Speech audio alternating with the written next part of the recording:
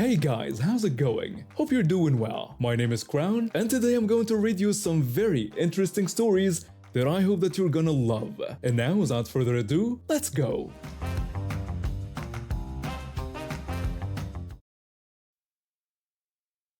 I'm a 21-year-old guy, living on my own after completing 2 tours in the military. Growing up wasn't easy. My 15-year-old brother has a habit of stealing money from everyone in the family. And my mom? Well, she's a piece of work. She's always treated us differently. I'd be stuck doing everyone's laundry and dishes, while my brother got off easy with tasks like sorting shoes. After my second tour, I decided to treat myself.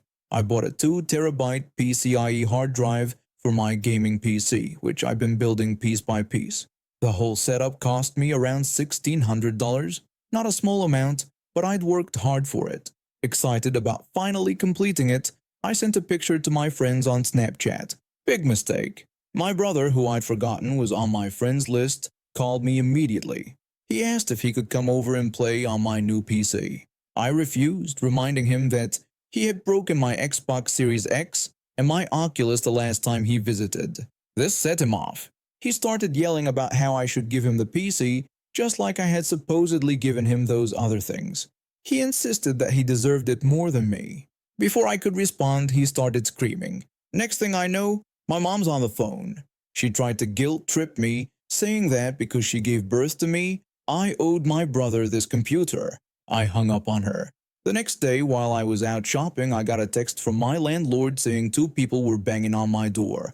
I rushed home to find my brother, mom, and landlord waiting for me. As soon as my brother spotted me, he burst into tears. He started accusing me of stealing his computer, claiming it was his. My mom joined in, screaming at me for hanging up on her and demanding that I give my brother the computer right away. My landlord, clearly uncomfortable, made a hasty exit. I needed to get inside to put away my groceries, so I unlocked the door. They tried to push past me, but I managed to block my brother. I couldn't touch my mom without her screaming assault, so I let her in. As soon as they were inside, chaos erupted. My mom started taking pictures, sending them to her friends and claiming she was buying the place. My brother made a beeline for my game room, but thankfully, I had a padlock on the door. He started screaming for me to open the door, and my mom backed him up, ordering me to do what he said. Against my better judgment, I opened the door. My brother rushed to the PC and tried to turn it on, but I hadn't installed the operating system yet.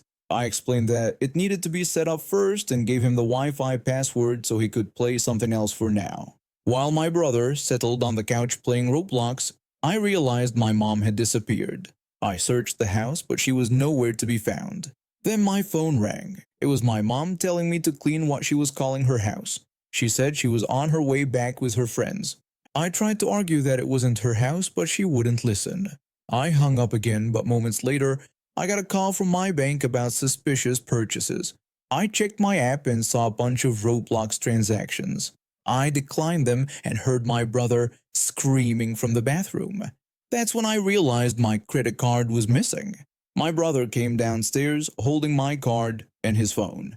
He was confused and upset, asking why he couldn't buy more Robux. I scolded him and took my card back, thinking he'd only spent about $200. A few minutes later, my mom returned with her friends. They waltzed in like they owned the place. My mom started showing her friends around, welcoming them to what she called her lovely new home. When I tried to object, she cut me off, calling me a homeless leech and saying I should do something with my life. Her friends laughed, but I'd had enough. I started spilling secrets about her friends, like how one of them had gotten intimate with another's husband. They quickly shut up after that. I demanded that they all get out of my house immediately. Suddenly, we heard a crash and screaming from the game room. I ran in to find my brother with his foot stuck in my PC's case. The glass shattered. I helped him out and took him to the hospital, my mom criticizing me the whole way for not being able to pay the medical bill. That's when I checked my bank account and realized my brother had drained it completely on Roblox. After getting him treated, I drove them back to their car. My mom refused to leave, so I called the police to remove her. I filed for a restraining order online and sent her a screenshot before blocking her number. Later that day, they came back threatening to sue me. I simply walked outside, made it clear I was armed, and they haven't been back since.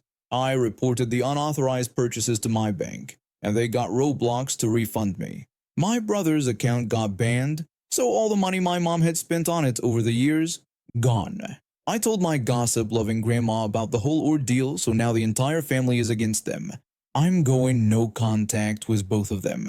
It's been a wild ride, but I'm finally free from their entitled behavior. My house, my rules, and they're not welcome here anymore. I'm a college student trying to make ends meet, and food delivery seemed like a flexible way to earn some extra cash. I've been doing it for about 6 months now, and for the most part, it's been pretty uneventful. Pick up the food, drop it off, rinse and repeat. Sure, there's the occasional grumpy customer or confusing apartment complex, but nothing I couldn't handle. Today started like any other day. I logged into the app and started accepting orders. The first few deliveries went smoothly, and I was feeling pretty good about my earnings for the day. Then, I got assigned 2 orders that were relatively close to each other. No big deal, I thought. I'd done this plenty of times before. I picked up both orders and headed to the first address. The app always has us deliver in the most efficient order, so I didn't think twice about it. When I got to the first house, I saw that it was a hand-to-customer order. Great. Sometimes these can take a while if the customer doesn't answer right away. I knocked on the door and waited. And waited. After about 5 minutes of knocking and ringing the doorbell, someone finally answered. I handed over the food with a smile despite the delay and headed back to my car. That first delivery had taken longer than expected, and I knew the second customer's food was getting cold. Still, there wasn't much I could do about it now. I pulled up to a nice-looking house in a suburban neighborhood. Another hand-to-customer order. I grabbed the food and walked up to the front door, putting on my best customer service smile. I knocked, and after a moment, the door swung open. A woman stood there, arms crossed, glaring at me like I'd just insulted her entire family. She was tall, blonde, and looked to be in her early 30s. The scowl on her face made it clear she wasn't happy. The woman immediately started berating me about how long I had taken to arrive. She accused me of going all over the place instead of delivering their food and demanded an explanation. I was taken aback by her hostile tone, but I tried to keep my cool. I apologized for the delay and explained that I had 2 orders assigned to me, and the app had instructed me to deliver the other one first since it was closer. I suggested that if she had any issues with the delivery time, she could contact customer support for assistance. I thought this was a reasonable explanation, but apparently she didn't agree. She became even more agitated, insisting that my explanation wasn't good enough. She demanded that her order be remade and provided for free, threatening to call the restaurant and have me fired if I didn't comply. At this point, I was starting to get frustrated. I took a deep breath and tried to explain again. I clarified that I didn't work for the restaurant but was an independent contractor for the delivery app. I apologized again but emphasized that I couldn't do anything about remaking her order or giving her a refund. I advised her to contact the app's customer support for such issues. Her face turned red, and she started clapping her hands sarcastically. She told me to wait right there, saying she had something for me. She then turned and disappeared into the house. Every instinct told me this wasn't going to end well, so I decided it was time to leave.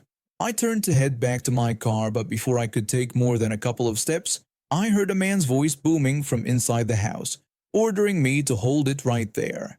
I spun around to see a large man, easily over 6 feet tall, storming out of the house. He looked furious. I've trained in martial arts for years, so I instinctively turned to face him, not wanting to have my back to a potential threat. The man walked towards me and aggressively demanded that I give them their refund, or else. I tried to stay calm and explain the situation again, but he wasn't having it. Before I could finish my sentence, he shoved me hard. I stumbled back but managed to keep my footing. My training kicked in, and I immediately squared my stance, raising my hands in a defensive position. I pleaded with the man not to come any closer or put his hands on me again, explaining that I was just trying to do my job. He ignored my warning and threw a wild punch at my face. Thanks to my training, I managed to lean back and avoid it. Without thinking, I countered with a front kick to his stomach. It connected solidly, and he let out a loud oof as the wind was knocked out of him. As he doubled over, I followed up with a quick 1-2 punch combination to his face. He dropped to one knee and I took a step back, hoping this would be the end of it. I urged him to stay down, expressing that I didn't want any more trouble and that I was leaving. But he wasn't done. He struggled to his feet with a red face. He shouted obscenities at me and threatened to kill me. He charged at me again, throwing more wild punches. I managed to dodge most of them, but one caught me on the side of the head. It stunned me for a moment, but my training took over. I ducked under his next swing and managed to get behind him. At this point, I was just trying to restrain him until he calmed down. I attempted to wrestle him to the ground, but he was stronger than I expected. He kept swinging, even managing to elbow me in the face at one point. Finally, I managed to trip him, and we both went down. We rolled around on the ground, with him trying to punch and even bite me. I did my best to pin him down without causing any serious harm. Eventually, I managed to get on top of him in a mount position. He continued to shout threats, demanding that I get off him, and reiterating his intention to kill me. He tried to bench press me off, and almost succeeded a couple of times. He was surprisingly strong. I told him I wouldn't get off until he calmed down, but this only seemed to enrage him more. He started scratching and biting, forcing me to defend myself with a couple of hammer fists to get him to cover up. Once he was covering his face, I shifted my position to pin his arms with my knees. We stayed like that, him struggling and me just trying to keep him contained, until finally I heard sirens approaching. When the police arrived, they ordered me off the man and immediately put me in handcuffs. I was placed in the back of a police car while they sorted out what had happened. One of the officers came to take my statement, and I explained everything as calmly as I could. The officer informed me that the woman had called and accused me of threatening her and assaulting her husband on their front lawn. My heart sank. It was their word against mine, and I was the one they found on top of the husband. Then I remembered my dashcam. I always keep it running during deliveries just in case. I told the officer about it and explained that it might have captured audio of the incident, even if it couldn't see everything from where my car was parked. The officers reviewed the footage, which thankfully had captured the man threatening me and some of the struggle. Even better, a neighbor across the street had a security camera that had recorded the whole incident. After reviewing all the evidence, the police let me go. They took down my information and told me they'd be in touch if they had any more questions. I decided to press charges against the man for assault. I reported the incident to the delivery app, including the police case number, hoping they'd ban these customers from using the service in the future. I'm still processing everything that happened, but one thing's for sure, I'll be a lot more cautious on future deliveries. And maybe it's time to look into a different side gig. One that doesn't involve the risk of being attacked by angry customers. I've been working at this farm unit for about 5 years now, but let me tell you, it's not all sunshine and rainbows. We've had this ongoing problem with fly tipping outside our gate. For those who don't know, that's when people illegally dump their trash on someone else's property. It's a real pain in the neck. We're so far out in the sticks that they don't want to bother. So it's always left to us to clean up the mess. My boss and I have spent countless hours hauling away other people's junk. It's frustrating to say the least. Last year, things came to a head. I showed up to work one morning and I could hear my boss before I even saw him. He was cursing up a storm, his face red as a tomato. I walked around to the front of the building and there it was, the mother of all garbage piles. It looked like someone had emptied their entire house onto our doorstep. My boss was fuming. He ranted about the mess and complained that we'd be cleaning it up all day. I tried to calm him down, saying we'd get it sorted, but he wasn't having it. He kept going on about how ridiculous the situation was, and that we weren't a dumping ground. I started helping him load up the truck, trying to ignore his constant grumbling. That's when I stumbled upon something interesting. An old parcel box with a name and address still visible. I pocketed it without saying a word and continued working. After we'd loaded everything up, my boss turned to me. He asked me to take the truck to the recycling center and handle the disposal. I agreed, telling him I'd take care of it. I hopped in the truck and headed out. But I didn't go to the recycling center. Oh no, I had other plans. I punched the address from the box into my phone's GPS and followed the directions. It led me to a nice suburban house with a perfectly manicured lawn. I parked across the street and waited. After about an hour, I saw a car pull out of the driveway. Perfect timing. I waited a few more minutes to make sure they were gone, then made my move.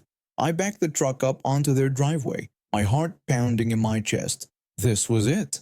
I took a deep breath and hit the tip button. The back of the truck slowly raised, and all that garbage, their garbage, slid out onto their pristine lawn.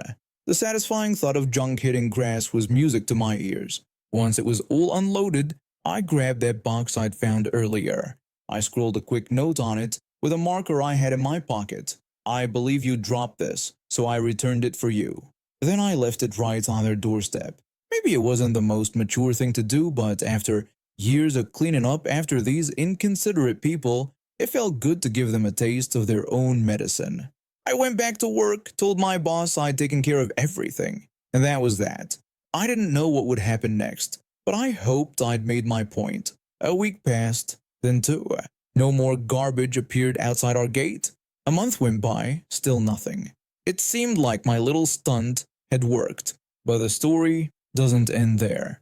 About 6 weeks after my delivery, I was at work when a police car pulled up. My heart sank. Had I been caught? The officer stepped out and approached me. He asked if I was the one who'd been having trouble with fly tipping. I nervously confirmed that it had been an ongoing issue for us. Then, to my surprise, the officer shared some good news. He told me they'd arrested someone in connection with the fly tipping. Apparently, this person had been dumping garbage all over the county. The police caught them in the act trying to unload a truck full of junk in a nature reserve. I was stunned. I told the officer this was great news and thanked him for letting us know. Sometimes you've got to fight fire with fire, or in this case, garbage with garbage. We haven't had a single fly tipping problem since, and I sleep better at night knowing I played a part in putting an end to it. Maybe it wasn't the most conventional method, but hey, it got results. And now we have reached the end of today's stories. Thank you for watching, and see you next time.